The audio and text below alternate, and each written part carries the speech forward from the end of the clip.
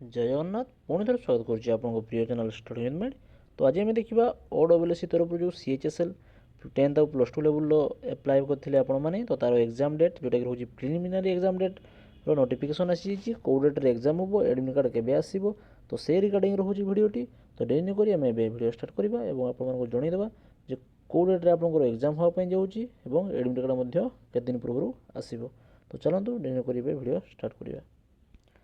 So kindly आपने देखिपे ये हूँ नोटिफिकेशन जोटा रोचे Odisha staff selection commission unit 2 Bhubaneswar. तो रोचे नोटिस कौन ना notice regarding the conduct of preliminary examination for the post of combined higher secondary education जोटा कि CHSL आम कहे 10th और +2 लेवल। तो तार एग्जाम टी हाँपाई जाऊँगी आपर 16/2/2025 फेब्रुआरी मास 16 तारिख में संडे दिन हम और OMR मोड रहा जोटा कि आपंकर मल्टीपल चॉइस MCQ रही आपने एडमिशन लेटर डाउनलोड करेंगे तार किसी दिन पूर्व जोटा कि 3-4 दिन पूर्व एग्जामिनेशन।